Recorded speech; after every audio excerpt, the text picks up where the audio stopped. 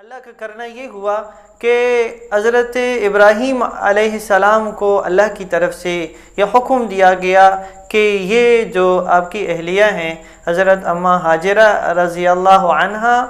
اور اس کے جو فرزند ہیں حضرت اسماعیل علیہ السلام، ان کو آپ نے لے جانا ہے وادی غیر ذی زرع میں۔ اللہ تعالیٰ کی طرف سے یہ حکم آیا اور حضرت ابراہیم علیہ السلام دونوں کو وہاں لے گئے، اور زاد راہ جو عام طور پر سفر میں لیا جاتا ہے، توشہ ساتھ لیا جاتا ہے، وہ ساتھ انہوں نے اٹھایا اور لے گئے وادی غیر ذی زرع میں، یعنی مکہ مکرمہ۔ وہاں جو اب تو وادی تھی، کوئی آبادی وہاں نہیں تھی، پہاڑوں کے درمیان جو عام طور پر ہوا کرتا ہے ایک نشیبی زمین تھی، وہاں انہوں نے قیام کیا اور اللہ کی طرف سے یہ حکم تھا کہ وہ چھوڑ کر واپس ہو جائیں۔ تو حضرت ابراہیم علیہ السلام وہاں جب ان کو چھوڑ کر واپس ہو رہے ہیں، حضرت اماں ہاجرہ رضی اللہ عنہا نے یہ سوال کیا کہ اِلیٰ مَن تَکِلْنَا یا ابراہیم، کہ آپ ہمیں کس کے حوالہ کر کے جا رہے ہیں؟ دہرایا گیا اس سوال کو یہاں تک کہ حضرت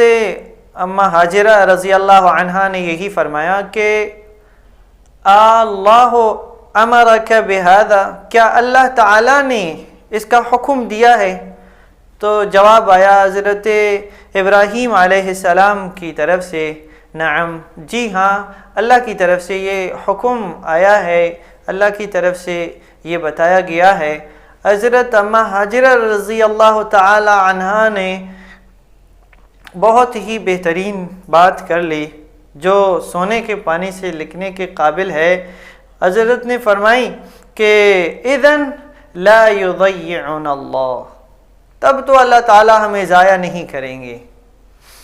تو حضرت ابراہیم علیہ السلام تشریف لے گئے اور یہاں حضرت اماں ہاجرہ رضی اللہ عنہا اور اس کے جو چھوٹے فرزند حضرت اسماعیل علیہ السلام اس کے ساتھ ہیں، اس کے پاس ہیں، اس وادی میں، وادی غیر ذی زرع میں اس کے پاس ہیں۔ جو توشہ لایا تھا، توشہ بھی ختم ہونے کو ہے، بلکہ ختم ہو گیا، اب بچے کو پانی کی ضرورت ہے۔ حضرت اماں ہاجرہ رضی اللہ عنہا دائیں طرف دیکھی، بائیں طرف دیکھی تو صفا پہاڑی ان کو نظر آئی، دوڑتی ہوئی وہاں گئی۔ ہو سکتا ہے کوئی انسان نظر آ جائے یا کوئی قافلہ نظر آ جائے تو اس سے پانی طلب کیا جائے اس معصوم کے لیے۔ صفا پہاڑی پہ گئی، کچھ نظر نہیں آیا، پھر دوسری جانب دیکھی، مروہ پہاڑی ہے، اس جانب رخ کیا اور وہاں بھی گئے اور تلاش کیا، کوئی دور تک کسی بھی انسان یا کوئی بھی قافلہ نظر نہیں آ رہا ہے، کوئی انسان نظر نہیں آ رہا ہے۔ اسی طرح یہ سلسلہ چلتا رہا، 7 چکر اماں ہاجرہ رضی اللہ عنہا نے اسی دوران کاٹی ہے۔ تو آخری چکر ہے، اس میں وہ تو پہاڑی میں ہے، نظر دوڑائی دیکھتی ہیں کہ نیچے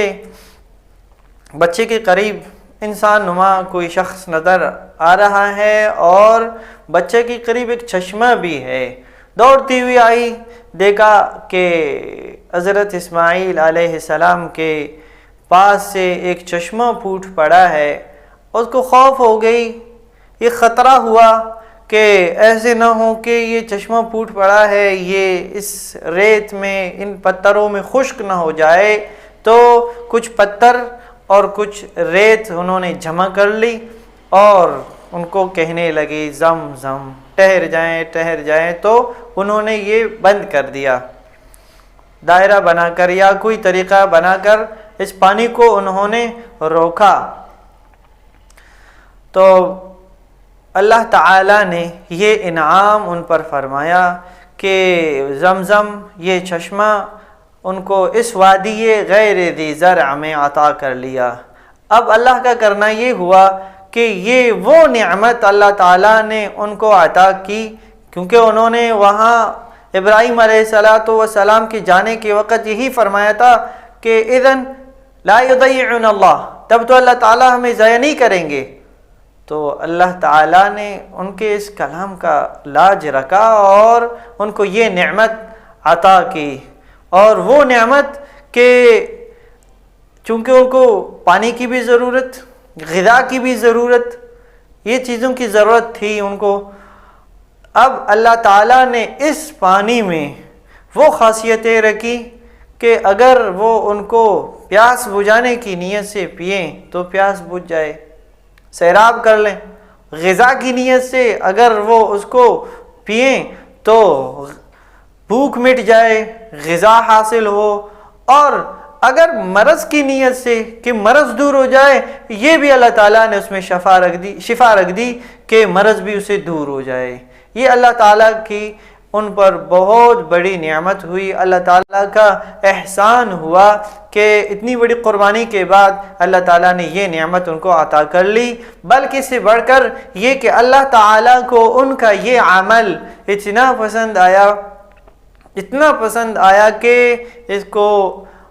حج و عمرہ کا ایک رکن قرار دیا گیا، سعی بین الصفا والمروہ کو۔